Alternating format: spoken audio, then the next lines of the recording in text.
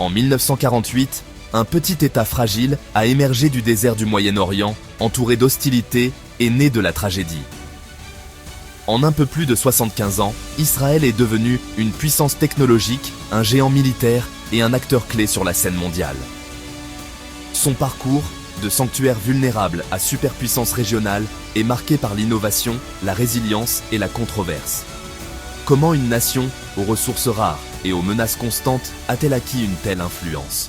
Pour comprendre l'ascension d'Israël, nous devons explorer son histoire, sa stratégie et les contradictions qui définissent son récit.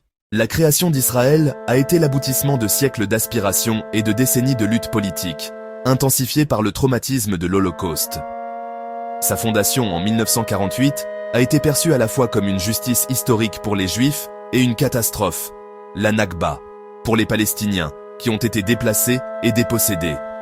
Ces doubles récits, renaissance pour un peuple, perte pour un autre, restent au cœur du conflit israélo-palestinien. L'identité d'Israël est façonnée à la fois par le besoin de sécurité et par l'héritage du déplacement. Comprendre cette double réalité est essentiel pour saisir les controverses qui entourent Israël. Israël est un paradoxe, une minuscule nation avec une influence mondiale démesurée. En tant que start-up nation, elle est à la pointe de la technologie et de l'innovation, mais elle reste isolée dans sa région, entourée d'une hostilité historique. Sa force militaire et sa culture de résilience sont des réponses à cet isolement, tandis que son dynamisme économique la connecte au monde. Les Israéliens vivent quotidiennement avec la tension entre l'intégration mondiale et le conflit régional. Cette position unique définit à la fois les forces et les vulnérabilités d'Israël. Israël est à la fois une démocratie et un occupant militaire, une nation de foi ancienne et de laïcité moderne. Son identité est façonnée par des contradictions, des valeurs libérales côtoyant l'occupation, l'innovation aux côtés du conflit. À l'échelle mondiale, il est perçu à la fois comme un phare de résilience et une source de controverse, selon la perspective. Pour comprendre Israël, nous devons accepter sa complexité et examiner son histoire, sa stratégie et sa culture sans parti pris. Ce n'est qu'alors que nous pourrons saisir comment cette petite nation est devenue si puissante et si centrale à notre époque. Le 14 mai 1948, David Ben Gourion a déclaré l'indépendance d'Israël, réalisant ainsi un rêve vieux de 2000 ans. La célébration s'est rapidement transformée en guerre lorsque les États arabes voisins ont envahi le pays, cherchant à empêcher la survie du nouvel État. La naissance d'Israël a été marquée par un conflit existentiel, forgeant un ethos national de résilience et d'autonomie. La mentalité de siège immédiate a façonné sa société, sa politique et son armée pendant des générations. Israël a été forgé dans le conflit, une réalité qui continue de définir sa place dans la région. La guerre israélo-arabe de 1948, connue en Israël comme la guerre d'indépendance, fut un conflit chaotique. Les armées arabes étaient numériquement supérieures en chars, artillerie et forces aériennes. La Haganah se transformait en Tsahal, composé de vétérans, de survivants et de jeunes recrues. Leur équipement était un assemblage d'armes de contrebande et de véhicules blindés artisanaux. Pourtant, les forces israéliennes disposaient d'atouts cruciaux. Elles combattaient sur leur propre sol. La direction israélienne réussit à organiser un effort de guerre remarquablement efficace. Un tournant fut atteint grâce à l'acquisition d'armes à l'étranger, notamment en Tchécoslovaquie. Les combats furent d'une brutalité extrême et s'étendirent sur plus de 15 mois. Au début de 1949, les forces israéliennes avaient repoussé l'invasion et lancé des contre-offensives. La guerre fut une victoire militaire stupéfiante pour Israël, mais elle eut un coût tragique. Elle entraîna la mort d'environ 6000 Israéliens et provoqua une catastrophe humanitaire. For Israelis, 1948 was a triumphant war of independence. For Palestinians, it was the Nakba, or the catastrophe. This term refers to the profound trauma of exile and dispossession. The conflict led to a mass exodus of the Arab population from territories that became the State of Israel. Palestinian accounts highlight violence, intimidation, and deliberate expulsions by Jewish militias and the Israeli army. Events like the Deir Yassin massacre sowed terror and accelerated the flight. By 1949, over 700,000 Palestinians had become refugees. Their homes and lands were left behind, and the new Israeli state soon adopted laws preventing their return. Hundreds of Arab villages were depopulated and destroyed. This created one of the world's most persistent refugee problems. This divide became the inextricable core of the Israeli-Palestinian conflict. The war ended with armistice agreements between Israel and its neighbors in 1949. These established new de facto borders, later known as the Green Line. These armistice lines were not recognized as permanent international borders, creating legal and political ambiguity. Arab states refused diplomatic recognition of Israel, imposing a complete economic boycott. Borders were tense, marked by Palestinian raids and Israeli military retaliation. Jerusalem was tragically divided. The outcome of the war left deep scars. For the Arab world, the defeat was a humiliating blow. For Palestinians, the result was a national catastrophe. The calm established in 1949 was merely a pause in a conflict. In its early years, Israel relied heavily on support from abroad. This came primarily from the global Jewish diaspora, especially the large American Jewish community. For Jews worldwide, Israel's birth was deeply emotional, seen as fulfilling biblical promises after the Holocaust. This led to unprecedented political and financial support. Jewish organizations mobilized to lobby governments, raise funds, and provide resources. Financial contributions were vital to Israel's struggling economy, burdened by war costs and mass immigration. This support helped build housing, establish agricultural settlements, and develop infrastructure. Beyond finances, the diaspora provided essential human capital during a massive wave of immigration. This bond between Israel and the diaspora became a unique characteristic, creating a powerful global network. It ensured strong political backing and provided strategic depth, helping Israel survive its difficult birth. Bien que le soutien de la diaspora ait fourni une base essentielle, le nouvel État d'Israël savait qu'il ne pourrait pas survivre à long terme sans de puissants alliés étatiques. Au lendemain immédiat de sa création, sa position diplomatique était précaire. Les États-Unis et l'Union soviétique avaient tous deux été déterminants dans sa naissance, les États-Unis ayant fourni une reconnaissance politique cruciale et le bloc soviétique ayant fourni des armes essentielles. Cependant, cet alignement initial s'est rapidement fracturé avec le début de la guerre froide. Israël s'est vite retrouvé à naviguer dans les eaux dangereuses de la rivalité des superpuissances, cherchant un protecteur fiable qui pourrait garantir sa sécurité dans une région hostile où l'Union soviétique prenait de plus en plus le parti de ses adversaires arabes. Dans les années 50, Israël a trouvé un partenaire inattendu mais crucial en la France.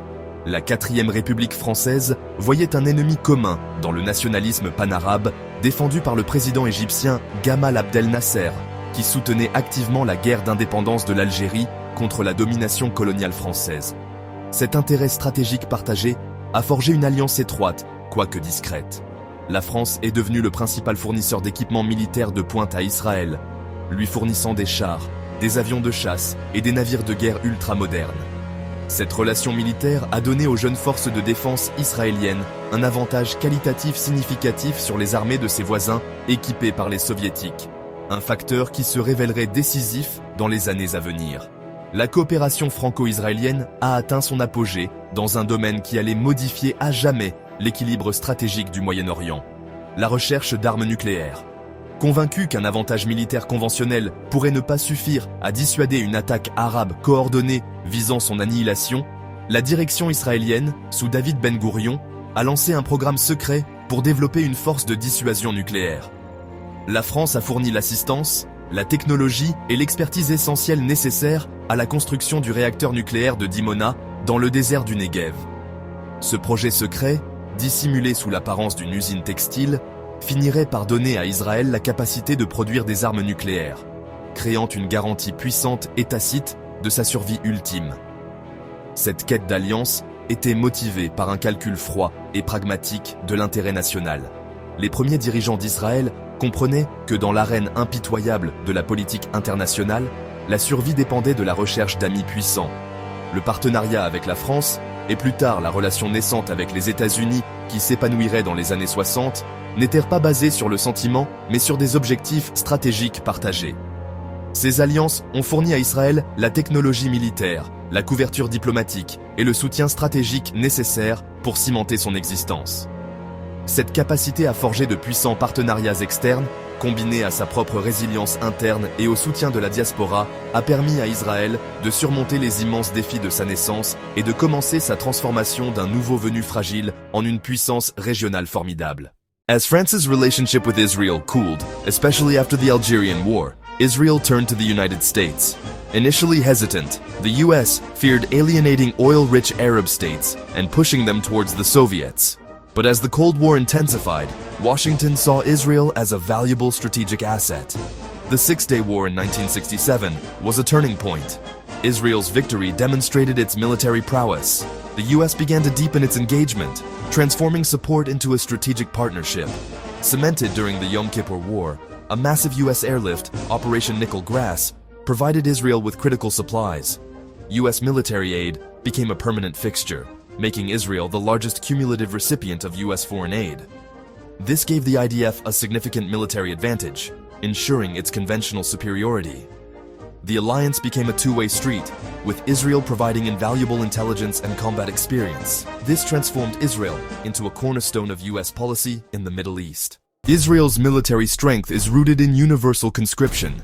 Established in 1949, military service is a rite of passage for most Jewish citizens. Men serve nearly 3 years, women about 2, creating a shared military experience. This system provides a large standing army and a vast pool of trained reservists, mobilized in emergencies. Military service impacts Israeli society and its economy, acting as a melting pot and a pathway to technical skills. This synergy fuels Israel's startup nation economy. However, unequal service burdens and the experience of combat create social tensions. While vital to Israel's military power, conscription blurs civilian military lines, embedding security into daily life. Face aux embargos internationaux sur les armes et à la fiabilité incertaine des fournisseurs étrangers, Israël a vite compris qu'il ne pouvait pas dépendre uniquement des autres pour sa survie. Cette nécessité est devenue la mère de l'invention, stimulant la création d'une industrie de défense nationale sophistiquée et innovante. L'objectif était l'autosuffisance, développer et produire les armes et les systèmes uniques dont les forces de défense israéliennes avaient besoin. Cet effort a commencé par de simples modifications d'équipements existants et la production de munitions de base, mais il a rapidement évolué pour devenir un réseau d'entreprises de défense de classe mondiale, incluant des géants comme Israel Aerospace Industries, Rafael Advanced Defense Systems et Elbit Systems. Ces entreprises ont commencé à développer des technologies militaires révolutionnaires. L'un des exemples les plus célèbres fut le pistolet mitrailleur Uzi, une arme compacte et fiable qui est devenue une icône mondiale. À mesure que les menaces évoluaient, l'innovation évoluait aussi. Israël est devenu un pionnier dans le développement des drones. Ce qui a commencé comme un besoin de surveillance en temps réel sans risquer la vie des pilotes, s'est transformé en une industrie qui exporte les technologies de drones les plus avancées au monde. Cette focalisation sur des solutions pratiques, éprouvées au combat, est devenue la marque de fabrique du secteur de la défense israélien. Ils créaient des outils destinés à leurs propres soldats pour être utilisés dans des zones de combat actives.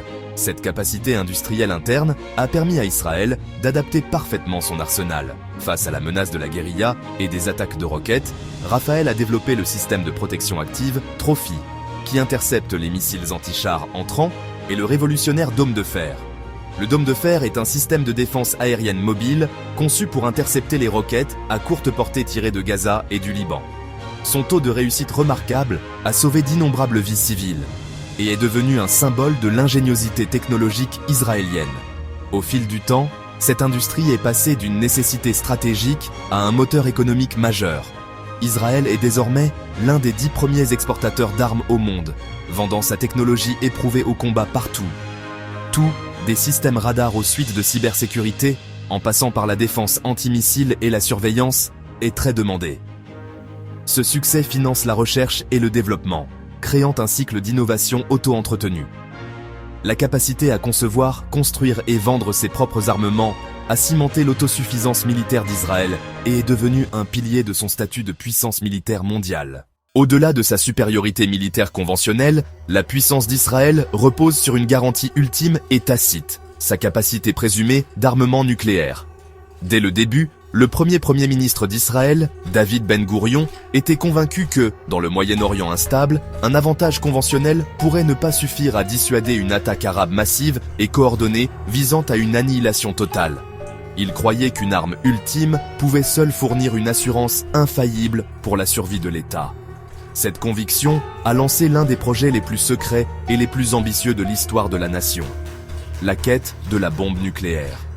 C'était l'option Samson d'Israël, un moyen de dissuasion de dernier recours pour s'assurer que l'État ne ferait plus jamais face à un autre holocauste. Le programme a été développé dans le plus grand secret, principalement dans une installation construite dans le désert du Negev, près de la ville de Dimona. Publiquement, le gouvernement israélien a affirmé qu'il s'agissait d'une usine textile ou d'un réacteur de recherche bénin à des fins civiles. Mais avec l'aide cruciale de la France, à la fin des années 50 et au début des années 60, les scientifiques et ingénieurs israéliens ont travaillé sans relâche pour développer la technologie des armes nucléaires. Ils ont réussi à acquérir le matériel fissile nécessaire et à maîtriser la science complexe de l'armement, tout en cachant le projet aux inspecteurs internationaux et même à leurs plus proches alliés, y compris des États-Unis sceptiques. Le programme a représenté un effort national monumental, motivé par une peur existentielle profonde. Israël n'a jamais officiellement confirmé ni nié posséder des armes nucléaires, adoptant une politique d'ambiguïté délibérée, connue sous le nom d'Amimut. Cette politique a un double objectif. D'une part, elle évite de provoquer une course régionale aux armements nucléaires et contourne la pression internationale et les sanctions qui accompagneraient une déclaration ouverte. D'autre part, elle permet aux voisins et adversaires d'Israël de tirer leurs propres conclusions, créant ainsi une puissante dissuasion psychologique. Le message est clair sans jamais être énoncé. Toute tentative de destruction d'Israël pourrait entraîner l'anéantissement de l'agresseur. Cette opacité nucléaire est une pierre angulaire de la doctrine de sécurité nationale d'Israël depuis plus d'un demi-siècle. Bien que la taille exacte de l'arsenal israélien soit inconnue, les experts étrangers estiment qu'il se compose de dizaines, voire de centaines, d'ogives pouvant être livrées par des missiles à longue portée, des avions de chasse et des sous-marins. Cela crée une capacité de triade qui assure une réponse dévastatrice de deuxième frappe à toute attaque. Ce moyen de dissuasion tacite a fondamentalement façonné le calcul stratégique du Moyen-Orient. Il a effectivement exclu la guerre conventionnelle à grande échelle par des acteurs étatiques comme option viable pour détruire Israël. Le secret de Dimona est peut-être l'arme la plus puissante de l'arsenal israélien, un gardien silencieux qui a défini la ligne rouge ultime dans les nombreux conflits de la région. A crucial component of Israel's military power lies within its intelligence services. The Mossad, responsible for foreign intelligence, secret operations, and counter-terrorism, has become legendary. From its inception, the Mossad was tasked with protecting the Jewish state from threats beyond Israel's borders. One of its most famous operations was capturing Adolf Eichmann in Argentina. The Mossad has been at the forefront of Israel's shadow war against its enemies, particularly Iran and its nuclear program. Alongside the Mossad are other key intelligence agencies, forming a comprehensive intelligence community. The Mossad is a fundamental pillar of Israel's power, projecting influence far beyond its borders. Israel's military prowess has been forged through major wars and smaller conflicts. The Six-Day War in 1967 exemplified Israeli military dominance with a decisive preemptive strike. The Yom Kippur War in 1973, a near disaster, led to a deep reassessment of military doctrine. In recent decades, the threat evolved to asymmetric warfare against groups like Hezbollah and Hamas. This led to the development of systems like Iron Dome to counter rocket attacks. This continuous cycle of conflict, adaptation, and innovation has created one of the most technologically advanced militaries in the world, ensuring the survival of the state in a hostile neighborhood. While Israel's military ensured its survival, a parallel revolution quietly took shape, guaranteeing its economic prosperity. This was the rise of its tech sector, an explosion of innovation that earned Israel the title Startup Nation. The country built a knowledge-based economy centered on a coastal strip of high-tech clusters called Silicon Wadi. Massive government investments in education established world-class universities. In the 1990s, the government launched initiatives like the Yasma program, co-investing with foreign venture capitalists, launching a venture capital industry. Another catalyst was immigration from the former Soviet Union in the 1990s. Over 1 million immigrants arrived, giving a boost to the country's tech workforce. Global tech giants like Intel, Microsoft, and Google established R&D centers in Israel. Today, Israel has the largest number of startups per capita worldwide. Its economy is driven by high-tech exports. This transformation has given Israel a resilient economy and a new form of soft power. One of the most powerful engines of Israeli innovation is the Israel Defense Forces, or IDF. Mandatory conscription allows the army to select the nation's brightest young minds. These talented teenagers are funneled into elite technological and intelligence units. The most famous of these is Unit 8200, often compared to the US National Security Agency. Unit 8200 veterans emerge with a CV that is the gold standard in the Israeli tech industry. Many leverage their skills and military network to found their own startups. This link between the military and the startup world creates a powerful ecosystem, a key differentiator for the Israeli economy. Bien avant qu'Israël ne soit connu pour les logiciels et la cybersécurité, sa première révolution technologique a eu lieu dans un domaine beaucoup plus élémentaire, l'agriculture. Les premiers pionniers sionistes sont arrivés dans une terre en grande partie aride, marécageuse ou négligée.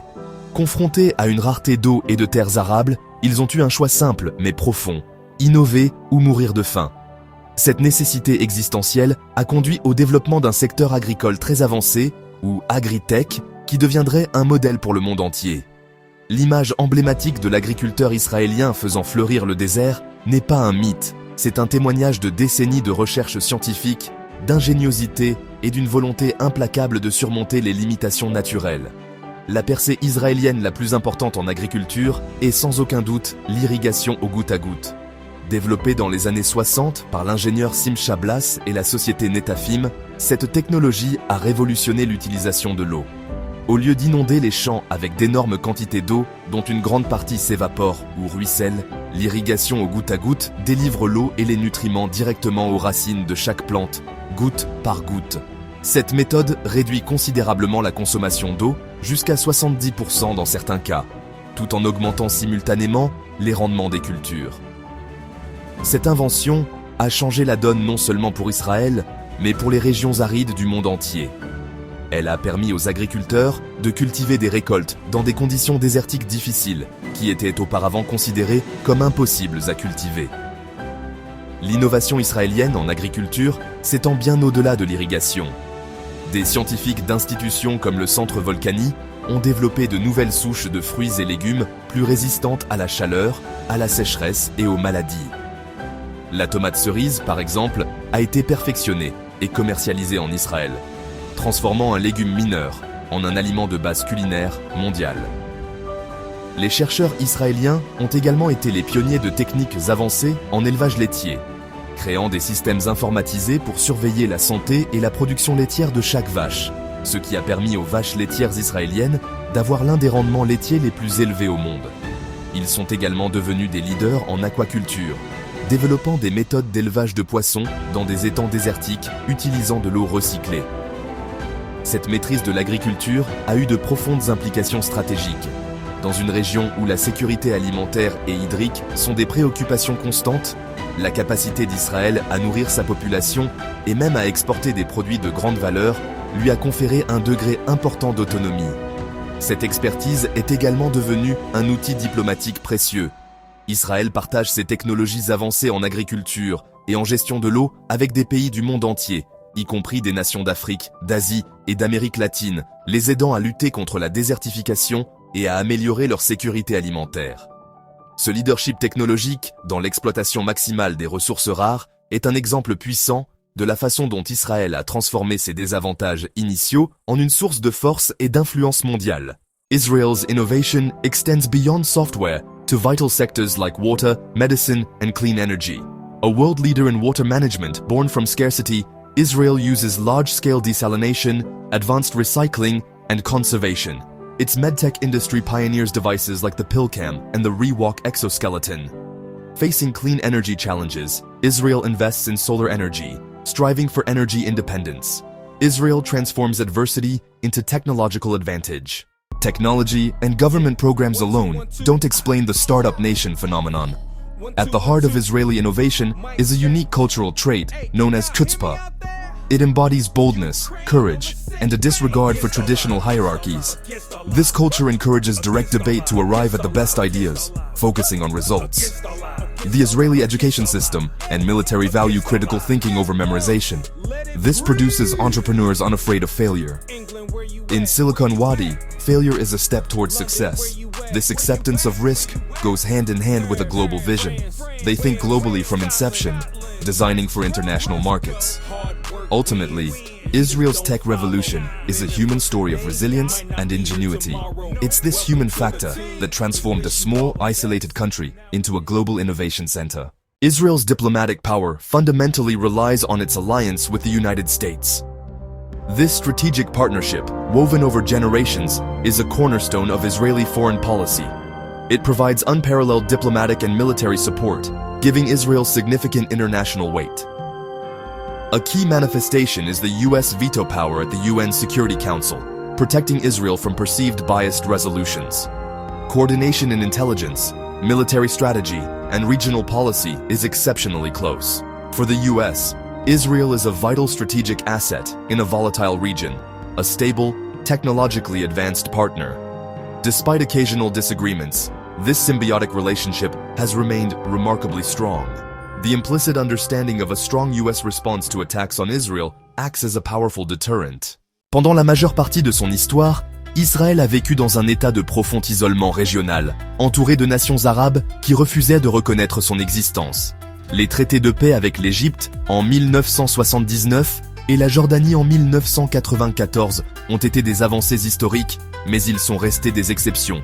Une paix froide avec deux voisins, tandis que le reste du monde arabe maintenait son boycott.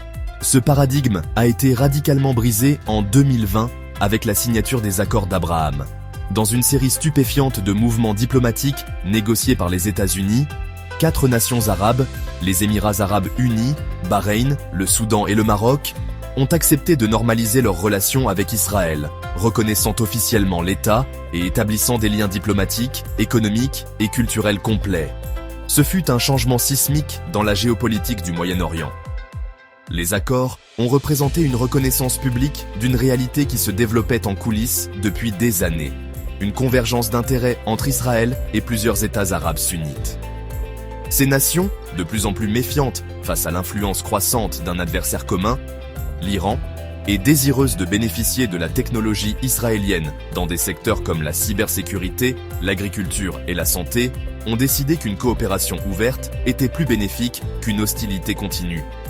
Les accords ont dissocié la question des relations israélo-arabes du processus de paix israélo-palestinien, longtemps bloqué, rompant avec le consensus arabe de longue date, selon lequel la normalisation ne pouvait avoir lieu qu'après la création d'un État palestinien. L'impact des accords d'Abraham a été immédiat et tangible. Des ambassades ont été ouvertes, des vols directs ont été lancés, et une multitude d'accords commerciaux et d'initiatives touristiques ont commencé. Ce qui était autrefois impensable, des touristes israéliens visitant ouvertement Dubaï et des délégations commerciales émiraties explorant des opportunités à Tel Aviv, est devenu monnaie courante du jour au lendemain. Cette paix chaleureuse, bâtie sur des intérêts économiques et stratégiques partagés, était fondamentalement différente des accords plus froids, basés sur la sécurité, avec l'Égypte et la Jordanie. Elle a signalé un désir sincère de partenariat et une reconnaissance d'Israël comme un acteur permanent et précieux dans la région, plutôt qu'un ennemi à tolérer. Ces nouvelles amitiés ont considérablement renforcé le pouvoir diplomatique d'Israël et ont contribué à briser son isolement régional de longue date. Elles ont créé un nouveau bloc stratégique d'États modérés, pro-occidentaux, alignés contre l'Iran et ses mandataires. Les accords ont également ouvert de vastes nouveaux marchés pour l'économie israélienne et favorisé des liens entre les peuples qui pourraient remodeler les perceptions régionales à long terme. Bien que le conflit central avec les Palestiniens reste irrésolu, les accords d'Abraham ont démontré qu'un avenir différent est possible pour Israël au Moyen-Orient. Un avenir basé non seulement sur la dissuasion et la défense, mais sur le partenariat, la prospérité partagée et une reconnaissance mutuelle des menaces et des opportunités communes. Israel's relationship with the UN has been fraught with tension. Ironically, the UN played a key role in Israel's creation with the 1947 partition plan. Israel was admitted as a member state in 1949. Over the decades, Israel has become one of the most frequently condemned countries within the UN system, a reality Israelis see as proof of deep institutional bias. The Zionism is Racism resolution left a deep scar. Bodies like the Human Rights Council are also sources of friction. Despite this, Israel has not withdrawn from the UN, continuing to participate and defend its position. For Israel, the UN represents a paradox. This complex relationship highlights the deep divisions in how the world perceives Israel. Au-delà du spectacle public des accords d'Abraham et de l'alliance indéfectible avec les États-Unis, une partie importante de la force diplomatique d'Israël réside dans un réseau de relations discrètes, non déclarées et hautement pragmatiques. Pendant des décennies, Israël a engagé une coopération silencieuse avec des pays qui, pour des raisons politiques, ne peuvent ou ne veulent pas reconnaître publiquement leurs liens. Ces alliances de l'ombre ne sont pas bâties sur des valeurs partagées ou un sentiment populaire, mais sur la dure monnaie de l'intérêt national, tournant généralement autour des menaces de sécurité communes et des opportunités économiques. Cette diplomatie clandestine a été un outil crucial pour naviguer dans une région où l'amitié ouverte avec Israël peut être politiquement toxique pour les dirigeants arabes. Le plus significatif de ces partenariats secrets a été avec les États du Golfe, en particulier l'Arabie Saoudite, bien avant que les accords d'Abraham ne rendent de tels liens à la mode. Pendant des années, Israël et l'Arabie Saoudite ont été engagés dans un alignement en coulisses, motivé par une peur mutuelle et existentielle des ambitions régionales de l'Iran et de son programme nucléaire. Cela a conduit à un partage de renseignements et à une coordination stratégique étendue, bien qu'officiellement niée. Des chefs du Mossad et des princes saoudiens auraient tenu des réunions secrètes pour discuter des menaces communes, créant un axe puissant mais invisible visant à contenir l'influence iranienne. Cette coopération pragmatique est basée sur le vieux principe selon lequel l'ennemi de mon ennemi est mon ami. Cette diplomatie silencieuse s'étend au-delà du Golfe. Israël a cultivé des liens sécuritaires et économiques discrets avec diverses autres nations du Moyen-Orient, d'Afrique et d'Asie centrale qui préfèrent garder leurs négociations à l'abri des regards. Ces relations impliquent de souvent la vente de technologies de défense israéliennes, de savoir-faire agricole ou de solutions de gestion de l'eau en échange de renseignements, de soutien diplomatique dans les forums internationaux ou d'un accès aérien favorable pour l'armée de l'air israélienne. Cela permet à Israël de bâtir son influence et de projeter sa puissance dans des régions où il n'a pas de présence diplomatique officielle, créant un réseau d'intérêts qui renforce sa profondeur stratégique et atténue son isolement. Cette diplomatie à deux voies, l'une publique et l'autre secrète, est essentielle pour comprendre la véritable empreinte diplomatique d'Israël. Elle reflète un réalisme profond au sein de l'établissement de la politique étrangère israélienne. Une compréhension qu'au Moyen-Orient, la survie dépend souvent de ce qui se passe dans les canaux secrets plutôt que dans les déclarations publiques.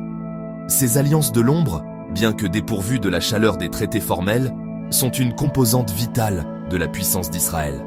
Elles offrent de la flexibilité, créent des partenariats improbables et permettent à Israël de bâtir des coalitions basées purement sur des intérêts partagés, garantissant que même lorsqu'il semble isolé sur la scène mondiale, il n'est jamais vraiment seul. Despite normalizing relations with some Arab states, Israel faces intense rivalries. Foremost is the Islamic Republic of Iran. Post-1979 revolution, Iran shifted from strategic partner to ideological foe, openly calling for Israel's elimination. Iran employs proxies to encircle and weaken Israel. Hezbollah in Lebanon, armed with over 150,000 rockets, poses a constant threat. In Gaza, Iran supports Hamas and Palestinian Islamic Jihad. This rivalry manifests as a shadow war across the Middle East. Israel has conducted strikes in Syria. The Mossad is believed to have sabotaged Iranian nuclear facilities. This ongoing conflict is a struggle for regional supremacy, threatening large-scale war. This represents Israel's most pressing security challenge. At the heart of controversies surrounding Israel lies the complex issue of its relationship with the Palestinians. This is a major factor shaping international criticism. It began with the 1967 Six-Day War, when Israel captured the West Bank and East Jerusalem. The West Bank has remained under Israeli military occupation for over half a century, creating a problematic reality. Palestinians live under Israeli control without citizenship or sovereignty. Movement is restricted by checkpoints and a separation barrier. This dual legal system is a source of accusations of discrimination, Israelis view these measures as a necessary response to terrorism. They are seen as defensive tools designed to prevent attacks. This clash of narratives defines the impasse. For Palestinians, the occupation violates human rights and denies self-determination. Israelis see military control as a security imperative. This disagreement is why Israel is criticized by its neighbors. The issue of military occupation is worsened by the controversial construction of Israeli settlements in the West Bank. Since 1967, successive Israeli governments have authorized the construction of Jewish communities on captured land. Today, over 450,000 Israeli settlers live in over 130 official settlements and unofficial outposts across the West Bank. This policy is a major friction point and source of international condemnation. The international community considers these settlements illegal under international law and a major obstacle to a viable Palestinian state. The basis for the two-state solution. Motivations are complex, rooted in ideology, religion, and security concerns. For religious and nationalist Israelis, the West Bank is Judea and Samaria, the Jewish people's biblical heartland. The settlements are a tangible symbol of the conflict's intractability. Palestinians view it as a slow annexation of their land. La bande de Gaza présente une dimension aiguë des politiques d'Israël. En réponse aux tirs de roquettes persistants depuis Gaza, Israël a imposé un blocus terrestre, aérien et maritime sur la bande de Gaza, créant une crise humanitaire grave. La situation a entraîné un cycle de violence dévastateur. Le Hamas lance des barrages de roquettes sur les centres civils israéliens, ce qui provoque des réponses militaires écrasantes de la part d'Israël, causant d'immenses destructions. Ce cycle renforce les perceptions les plus négatives d'Israël. Le blocus perpétue un désastre humanitaire qui alimente la haine et garantit un futur conflit. Section 4. Une double image sur la scène mondiale, refuge ou occupant. En fin de compte, la peur et la controverse entourant Israël découlent de son image profondément polarisée et contradictoire sur la scène mondiale. C'est une nation qui incarne deux récits puissants, mais apparemment inconciliables. Pour ses partisans et pour de nombreux juifs à travers le monde, Israël est avant tout une histoire de rédemption miraculeuse. C'est la réalisation d'un rêve de retour vieux de 2000 ans, un sanctuaire construit à partir des cendres de l'Holocauste. Dans ce récit, Israël est un phare de la démocratie dans une région d'autocratie, une nation résiliente qui a survécu contre toute attente, et un centre d'innovation dynamique qui rend le monde meilleur. Il représente le triomphe d'un peuple persécuté, qui prend enfin le contrôle de son propre destin. Cette image met en lumière la presse libre d'Israël, son système judiciaire indépendant, sa scène artistique et culturelle florissante, et ses valeurs sociales progressistes dans de nombreux domaines. Elle souligne le rôle de la nation en tant que refuge sûr pour les communautés juives fuyant la persécution du monde entier. Les partisans soulignent ses prouesses technologiques et ses missions d'aide humanitaire à l'étranger comme preuve de sa contribution positive au monde. Dans cette optique, les actions militaires d'Israël, aussi dures soient-elles, sont les réponses nécessaires et justifiées d'une nation contrainte de défendre ses citoyens contre des menaces terroristes incessantes et des dangers existentiels. Le pays est perçu comme un outsider héroïque, un petit David qui tient bon face à une mère de Goliath jurant sa destruction. Cependant, pour ses détracteurs et pour une grande partie de la population mondiale, en particulier au Moyen-Orient et dans les pays du Sud, l'image dominante d'Israël est celle d'une puissance agressive, expansionniste et occupante. Ce récit ne se concentre pas sur la démocratie interne d'Israël, mais sur ses actions externes. Il voit un État qui a été établi par le déplacement de la population palestinienne indigène, la Nakba, et qui a perpétué un système d'occupation militaire et d'expansion des colonies pendant des décennies. Dans cette optique, Israël est un tyran régional, soutenu par l'immense puissance des États-Unis, qui utilise sa formidable armée pour réprimer les aspirations nationales légitimes du peuple palestinien. Ce récit met en lumière l'occupation de la Cisjordanie, le blocus de Gaza, les guerres périodiques avec leurs lourdes pertes civiles et les colonies qui sont considérées comme une violation du droit international. Il dépeint Israël non pas comme un David, mais comme un Goliath lourdement armé, opprimant une population palestinienne apatride et sans défense. C'est cette image d'Israël en tant qu'occupant puissant, apparemment indifférent au droit international et aux droits des Palestiniens, qui alimente le mouvement mondial de boycott, désinvestissement et sanctions et conduit à des accusations d'apartheid.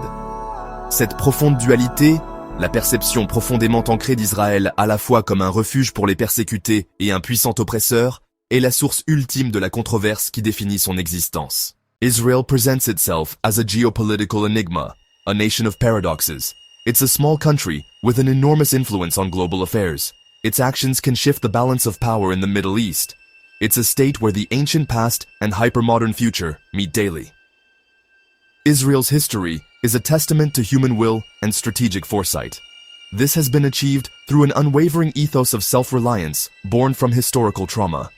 The journey of Israel is a lesson in transforming disadvantages into strengths. However, this narrative is linked to a parallel story of conflict and controversy. This duality is at the heart of the Israeli paradox. This complex reality defies easy categorization. The nation is a constant interplay of light and shadow. Pour vraiment comprendre Israël, il faut comprendre que ce n'est pas seulement un pays, mais un point focal où convergent et s'affrontent certaines des forces les plus puissantes de notre temps. C'est un creuset où l'histoire, la foi, les traumatismes et le pouvoir se mélangent dans un mélange volatile et omniprésent. Les conflits qui entourent Israël ne sont pas simplement une question de territoire. Ils sont le fruit d'histoires concurrentes, de récits irréconciliables de justice et de croyances profondes concernant l'identité et la destinée. La lutte entre Israéliens et Palestiniens n'est pas seulement un conflit frontalier, c'est une collision de deux mouvements nationaux revendiquant la même petite bande de terre. Chacun avec un profond sentiment de droit historique et de grief. Cela en fait l'une des questions les plus complexes et émotionnellement chargées de notre époque. Le cheminement de la nation est loin d'être terminé, et les questions qui ont défini son passé continuent de façonner son avenir. Israël peut-il concilier son identité d'État juif avec les principes d'une démocratie libérale, surtout avec une minorité non juive nombreuse et croissante et des millions de Palestiniens vivant sous son contrôle? Peut-il trouver un moyen de garantir sa sécurité sans perpétuer une occupation qui érode sa position morale et alimente un conflit sans fin? Les nouvelles alliances avec les États arabes peuvent-elles évoluer vers une véritable paix régionale? Ou resteront-elles une coalition pragmatique contre un ennemi commun, laissant la question palestinienne fondamentale s'envenimer? Ce sont les défis critiques qui détermineront le caractère et la trajectoire d'Israël au XXIe siècle. L'histoire d'Israël sert de leçon puissante, bien que souvent douloureuse pour le monde moderne. C'est un rappel frappant de la façon dont les griefs historiques, lorsqu'ils ne sont pas résolus, peuvent empoisonner le présent et hypothéquer l'avenir pour des générations. Elle démontre l'immense difficulté d'équilibrer la sécurité nationale avec les droits humains universels. C'est une étude de cas sur les complexités de la construction d'un État, de l'identité et de la poursuite incessante du pouvoir dans un monde impitoyable. Les débats entourant Israël nous forcent à confronter nos propres croyances sur la justice, la souveraineté et la nature même de la nation. S'engager dans son histoire, c'est s'engager dans les drames centraux de l'histoire humaine moderne. En fin de compte, comprendre Israël ne consiste pas à trouver des réponses définitives ou à choisir un camp dans un débat profondément polarisé. Il s'agit d'embrasser la complexité, de reconnaître les vérités concurrentes et d'apprécier l'immense poids de l'histoire qui pèse sur ce petit bout de terre. Il s'agit de reconnaître que cette nation, née d'un rêve de sécurité et de souveraineté, reste au cœur de l'un des conflits les plus durables et les plus tragiques du monde. Comprendre l'histoire d'Israël, son essor, son pouvoir et ses controverses, c'est acquérir une compréhension plus profonde de l'un des nœuds géopolitiques les plus complexes et les plus importants de notre temps. Un nœud que le monde n'a pas encore réussi à défaire.